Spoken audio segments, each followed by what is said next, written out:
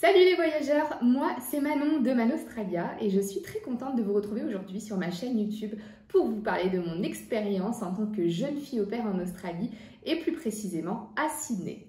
Dans un prochain épisode, je vous évoquerai mon expérience à Melbourne qui a été complètement différente, mais cette fois-ci on va se focus sur Sydney.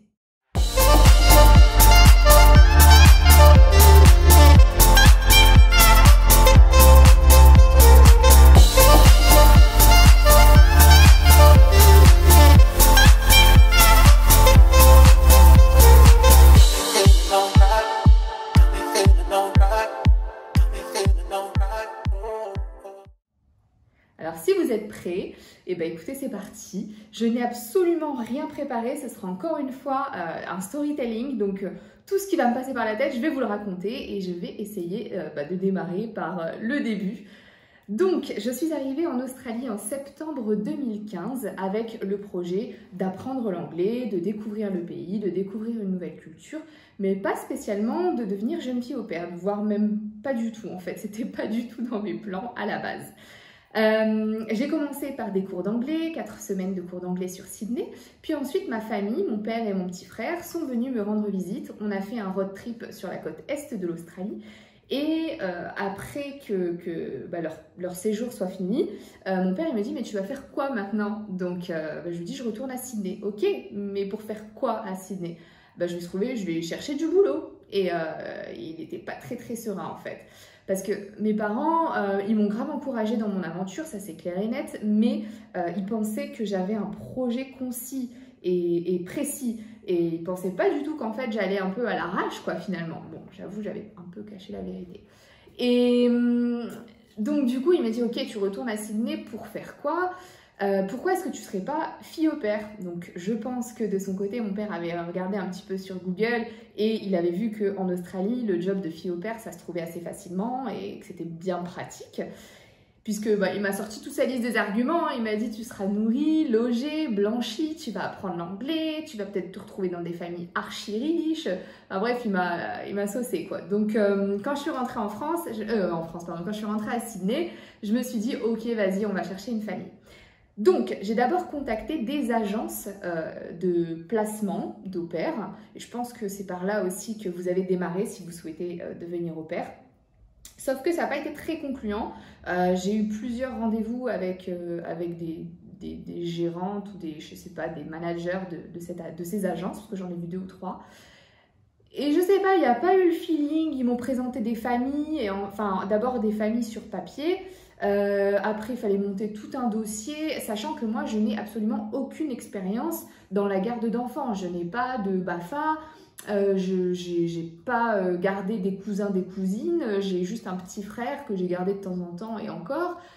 J'ai pas de, comment on appelle ça, le Working with Children check. Je n'ai pas ça, enfin voilà, j'ai vraiment aucune expérience. Donc c'était un peu compliqué de fournir les documents que l'agence demandait. Et je me suis dit, tu sais quoi, je vais regarder sur les groupes Facebook. Donc je me suis mis une petite photo avec, je crois que j'avais une photo avec ma cousine ou le fils de ma cousine, enfin je sais plus. Un petit texte en disant, je m'appelle Manon, à l'époque j'avais 25 ans. J'avoue que j'ai un petit peu menti, en tout cas j'ai amélioré la vérité, je leur ai dit que j'avais un petit peu d'expérience avec les enfants, que j'étais passionnée, que j'adorais les enfants, enfin voilà, que j'avais pris 4 semaines de cours d'anglais, donc que mon anglais il s'était bien amélioré, enfin bref, que j'étais dans les meilleures conditions pour rejoindre une famille.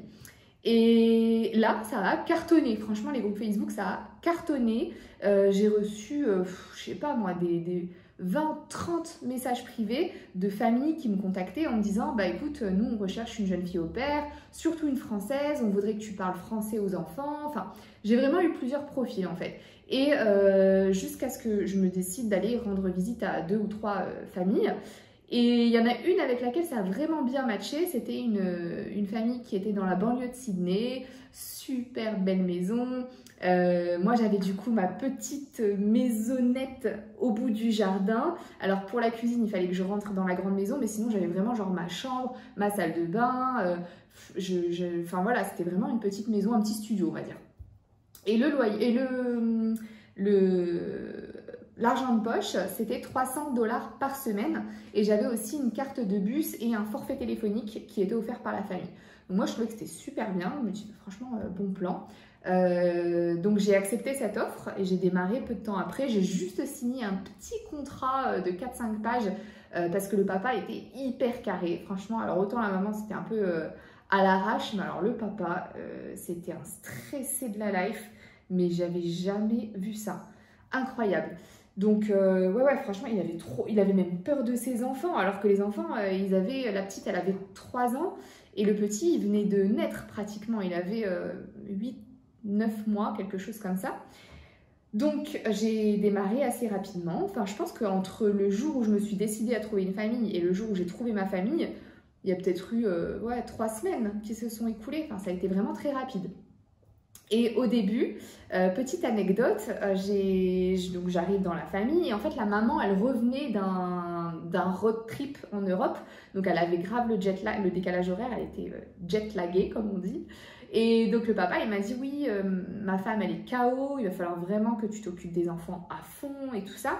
Et en fait je comprenais pas ce qu'il me disait dans les consignes en fait qu'il me demandait parce que son anglais, c'était un Australien en fait, il avait grave un accent et moi j'avais trop de mal, mais j'osais pas lui demander de répéter et j'aurais peut-être dû parce que le premier jour, il m'a demandé quelque chose que je n'ai pas compris et donc moi à 16 h quand j'avais fini, je suis partie à la plage, il faisait grave beau, la plage elle était à 10 minutes à pied donc j'étais trop contente, ma première journée et tout, donc je suis partie à la plage et là je reçois plein de coups de fil. Je dis, bah, c'est bizarre et tout, j'ai fini mon travail, j'ai fermé la porte, je vois pas quel est le problème, quoi.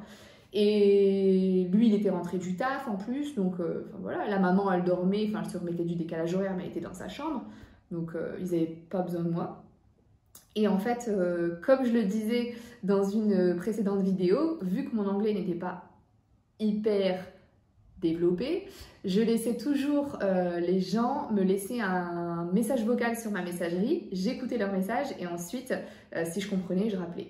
Et donc là, j'ai réécouté plein de fois son message vocal et en fait, il me disait que j'avais pas rangé la pièce à vivre, que les enfants, et en gros, ils avaient foutu le bordel, ils avaient retourné les jouets et moi, j'avais pas, enfin, j'étais partie en fait à 16 h sans ranger la pièce. Et c'est vrai, j'avoue, ça m'a même pas traversé l'esprit de me dire il faut que je range le bordel en fait.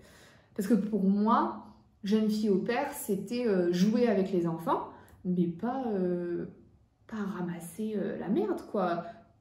Enfin bref, je pense que c'était ma faute. Et donc du coup, je suis vite rentrée de ma plage, hein, je ne suis pas restée très longtemps. Et donc il m'attendait furieux. Oui, je t'ai dit que ma femme, elle venait de rentrer de ses vacances, elle est claquée, c'est pas à elle de faire le rangement. Enfin voilà quoi, donc bon, je me suis excusée. Et au final, après, ça s'est très bien passé par la suite. Les jouets, c'était pas à moi de les ranger parce qu'ils avaient une dame de ménage, de service. Ils avaient même quelqu'un qui venait toutes les semaines faire le repassage. Enfin, franchement, ils étaient blindés. Je crois que le papa, il travaillait genre pour l'une des plus grosses chaînes de télévision australienne. Enfin, il est en place, hein, le gars. Il a un fonds d'investissement. Enfin, bref.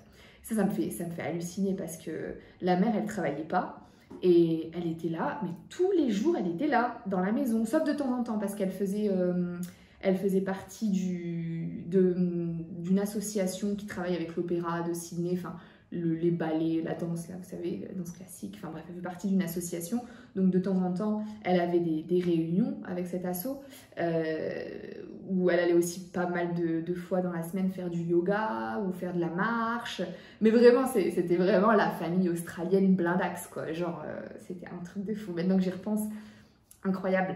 Et le petit était tellement mignon, mais par contre la petite, c'était une tornade. Je pense qu'elle a tellement été pourri gâtée que elle était ingérable. Je me demande d'ailleurs ce qu'ils sont devenus parce que malheureusement on n'a pas gardé contact. Je vais essayer de vous faire un saut dans le futur. J'avais prévu de rester, je crois, je sais plus, genre 6, même plus. Je me demande s'ils ne voulaient pas que je reste 1 an chez eux. Moi, c'était hors de question, tu vois, j'avais un working holiday visa, je voulais pas rester bloquée dans une même ville avec une même famille pendant 1 an. Donc pour accepter le contrat, j'avais un petit peu mytho en disant que ouais, ok, je resterai. Et en fait, au bout de 3 mois, il y a une copine qui me dit « Ouais, Manon, ça te dit, on part en Thaïlande en vacances ?» Et je dis bah, « C'est chaud, quoi, tu vois, je suis sous contrat, etc. Ils n'ont personne d'autre, c'est compliqué. » Et au final, j'ai réfléchi. Et je me suis dit, ouais, de toute façon, ça faisait 6 mois que j'étais à Sydney, parce que donc j'avais fait d'abord les 3 premiers mois, les cours d'anglais, le road trip avec ma famille, le temps de trouver une famille, et puis 3 mois avec cette famille, au père. Et j'en avais ras-le-bol quoi, de Sydney, j'avais fait le tour, donc j'avais envie d'aller en Thaïlande. Et en revenant, j'avais prévu d'aller à Melbourne. Et donc, du coup, j'ai dit à la famille que je devais rentrer en France pour des raisons personnelles. C'était pas vrai, je partais en vacances en Thaïlande.